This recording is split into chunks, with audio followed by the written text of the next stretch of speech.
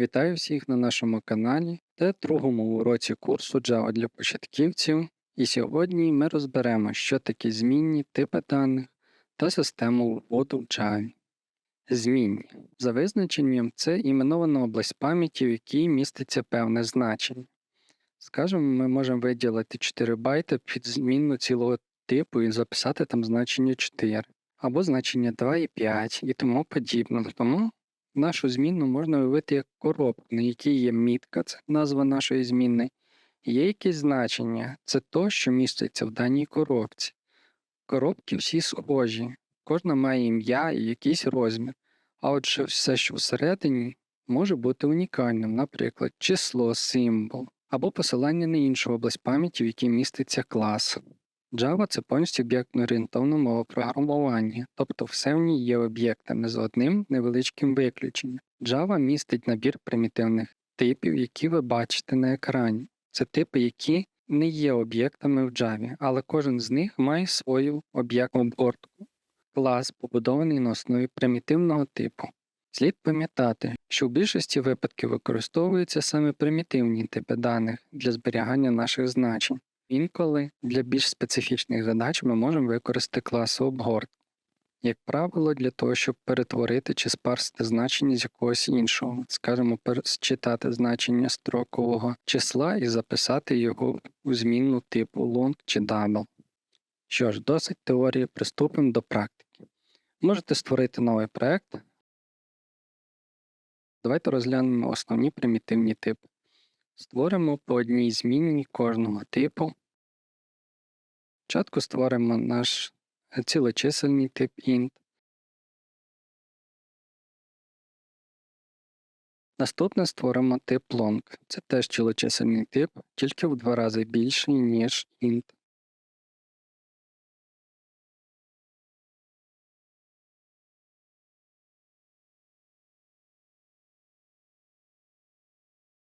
Наступне створимо змінну типу double. Double – це в нас змінна з плаваючою комою, тобто дробове число. За ним створимо тип float.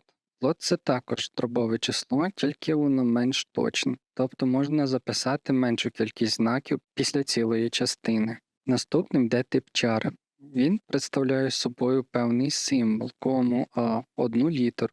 Саме символ, не рядок. Далі створимо змінну типу boolean. Вона собою являє значення, істину або брехня. Тобто 0 або 1, або true-false, залежить від інтерпретації. Також створимо непримітивний тип, який має назву string. String являє собою клас, в який ми можемо записувати цілі рядки. Як ви помітите, примітивні типи підсвічуються нашою IDE оранжевим кольором, а тип string – клас білим. Тобто ми завжди можемо розрізнити навіть візуально, де у нас є примітивний тип даних, а де у нас є класовий. Також, оскільки Java є строго типізованою мовою, то ми не можемо оголосити змінну типу int і присвоїти туди значення стрінга, тобто наш текст, чи дробове число. Нам навіть IDE підсвітить, що типи не співпадають. Завдяки цьому ми можемо уникнути дуже багато помилок. А тепер давайте розглянемо клас обгортки, для чого він використовується. Наприклад, у нас є строкове представлення якогось числа, а ми хочемо отримати з нього числове значення. Для цього ми можемо використати наш клас обгортку та викликати метод parseInt, щоб отримати значення числа з строки.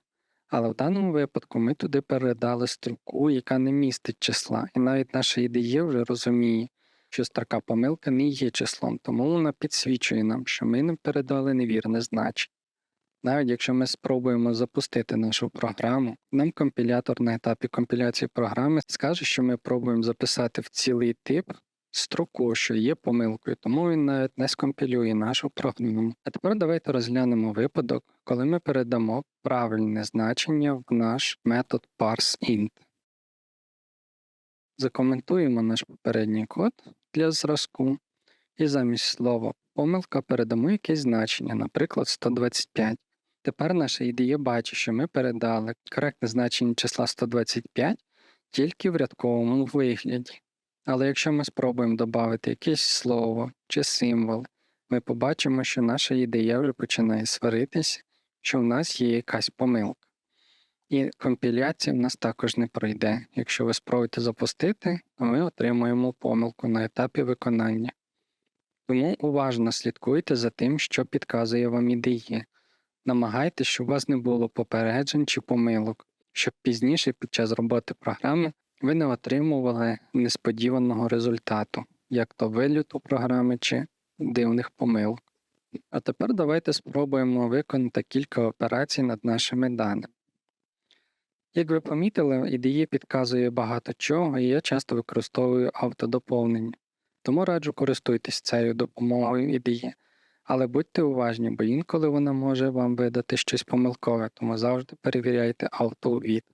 Що ж, давайте спробуємо додати два числа і подивимося на результат, який нам видає консоль. Щоб отримати тип даних, ми можемо використати конструкцію, яку ви бачите на екрані. Я не буду зараз вдаватись в подробиці, як воно працює, це ми розглянемо пізніше. Але нам зараз важливо саме побачити, який тип даних ми отримуємо. Що з цілочисельним типом ми розібрались і побачили, що в результаті операцій над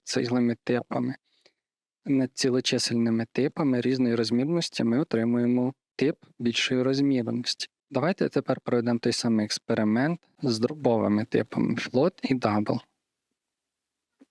Також в Java є ключове слово var. Воно специфічне тим, що тут ми не задаємо, якого типу наша змінна. Скажемо, ми не впевнені, якого типу буде наш результат. Тому ми можемо написати var, дати якесь значення, і Java автоматично присвоїть той тип даний, який потрібен. Запустимо нашу програму і подивимось, що ми на виході отримали тип double. Не float, а double, тому що double має більшу розрядність, тому ми впевнені, що наш результат буде вірний і не втратяться жодні дані, не обріжеться наша дробова частина. Також у нас є два доволі специфічні типи даних – це char і boolean. Char у нас записується як певний символ, але є нюанс. Char – це не зовсім символ, це його числове значення. Тобто, якщо ми виведемо char в консоль, ми побачимо саме число, а не певну літеру. Тому будьте обережні при операціях з даним типом, тому що Java виконує операції над ними саме як над числами, а не над символами. Якщо ми виведемо в консоль тип, ми побачимо, що char у нас тип integer, тому будьте обережні з даним типом даних. Що ж, давайте зараз поекспериментуємо трошки з нашим типом char. Спробуємо вивести його. Виведемо в консоль за аналогією попередніх прикладів його тип, а також тип результату, який ми отримали у змінну типу var. Що ж, як бачите, ми отримали дві наші змінні – це тип character, а результат є тип integer. Щоб більш наглядно переконати, що це дійсно так, ми можемо виконати явне приведення типів, тобто вказати що змінну типу char ми приводимо до типу int і подивитися, яке значення ми отримаємо. Трошки модифікуємо наш код, запустимо програму та подивимось на результат виконання.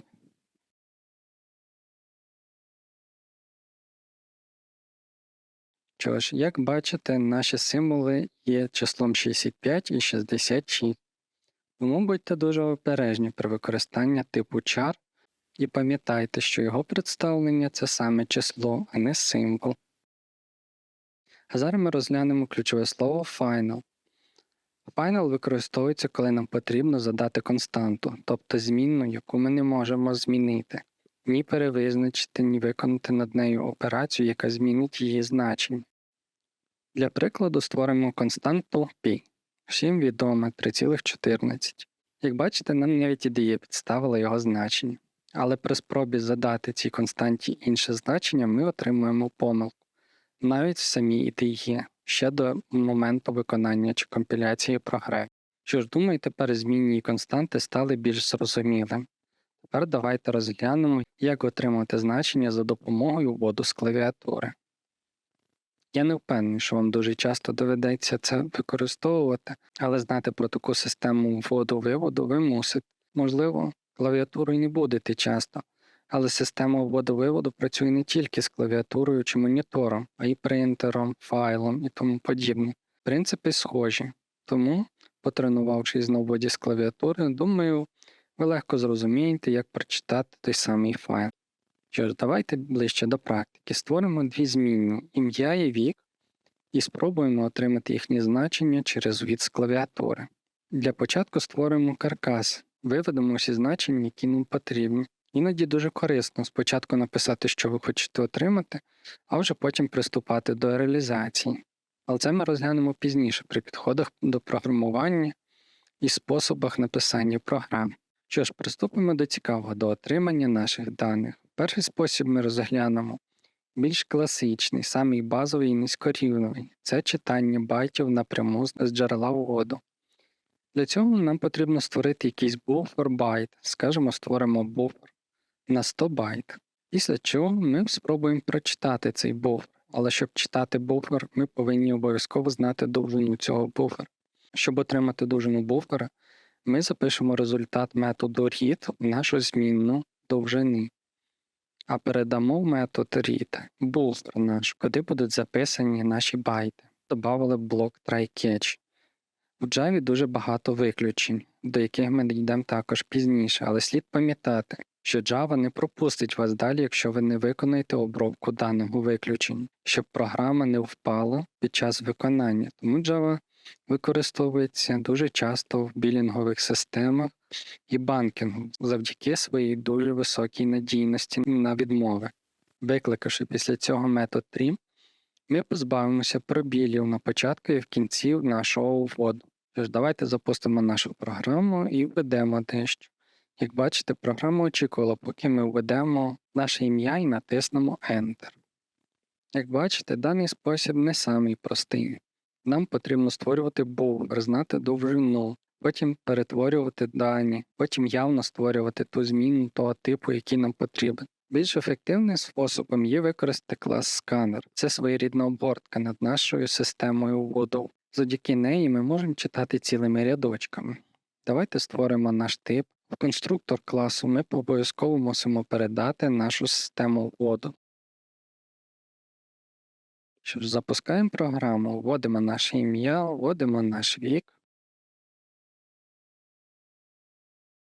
І бачимо наш вивід – ім'я плюс вік. Значить, все в нас чудово прочиталось і вивелось. Трішки раніше ми згадали про приведення типів. Давайте тепер детальніше розглянемо, що це таке. В Java є два способи приведення типів.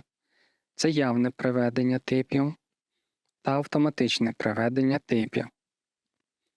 Автоматичне ми вже бачили. Це коли ми виконали операцію над двома змінними і в результаті отримали приведення типу меншого за розміром типу до більшого. Це Java зробила за нас автоматично, тому воно так і називається автоматичне або неявне. За цим також краще слідкувати, щоб не виникало двозначних ситуацій. Давайте детальніше розглянемо, як виконується неявне приведення типу. Створимо два типи – цілочисельний і дробовий, int і double. Як ви пам'ятаєте, їхній розмір у пам'яті інший. І давайте спробуємо привести типи. Як бачите, ми отримали 100, але не цілу 100, а 100.0. Цим самим ми точно бачимо, що ми отримали не ціле число, а дробове. Тому що Java привела за нас типи. Цілочисельний тип вона збільшила до типу double, а також не втратилась дробова частина після виконання дії. Тож давайте те саме спробуємо зробити тепер вручну. Створимо тип double. Скажемо це, задамо значення 9,99. Створимо змінну типу int цілочисельну та приведемо змінну c до типу int, явно вказавши в дужках, до якого типу ми приводимо значення та виведемо дані на екран. І як ви можете побачити, ми отримали число 9. Тобто ми понизили розрядність, привели дробове число до цілого і цим самим втратили залишок 99 сотих. Слід пам'ятати правило, що приведення до вищого типу не зіпсує наші дані, тобто у нас не буде втрати. Але при пониженні розрядності, при перетворенні типів до нижчого, скажімо від double до int, ми можемо втратити. А зараз давайте розглянемо коротеньку і практичну задачку, яку вам потрібно вирішити. Ось вам завдання. Ставте на паузу, а я рахую до 3 і попробуємо зробити самі. 1, 2, 3. Створимо всі необхідні зміни. Ім'я типу string та дві змінні типу int. Присвоїмо результат додавання третій змінній типу int і виведемо наш результат в консоль за допомогою нашої знайомої вже конструкції systemout.println.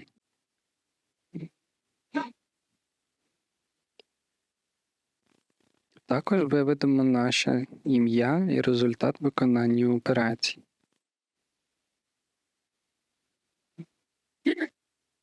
Як можете помітити, для з'єднання рядочки ми використовуємо знак плюс, оскільки тип string більш об'ємний, то для того, щоб не втратились значення, Java автоматично приводить всі інші типи до типу string.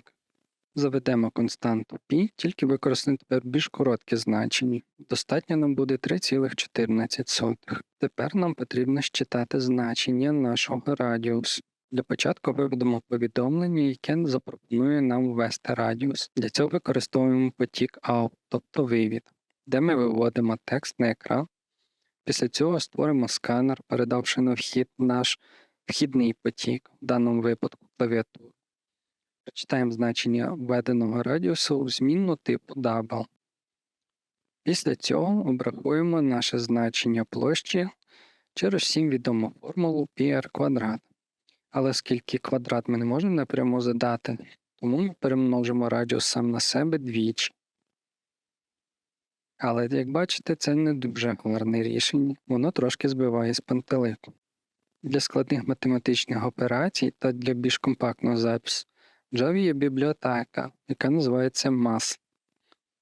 Тому давайте використаємо цю бібліотеку для обрахування квадрату числа. Обрахуємо значення площі, використавши бібліотеку mass, викликавши функцію pav. Pav – це у нас зведення в степінь. Також виведемо результат обчислення першого варіанту та другого. Виведемо все на екран і переконаємось, що результат той самий. Вводимо наш радіус і бачимо, що перший і другий спосіб у нас одинакові, але використання бібліотеки mass і функції pav краще читається і більш зрозуміло, що ми тут робимо. А на сьогодні це все по даному уроку. Можете попрактикувати з системою вводу-виводу. Обов'язково залиште коментар, це дуже допоможе у просуванні даного каналу та ролика. Дякую всім за увагу. До зустрічі на 3-му уроці.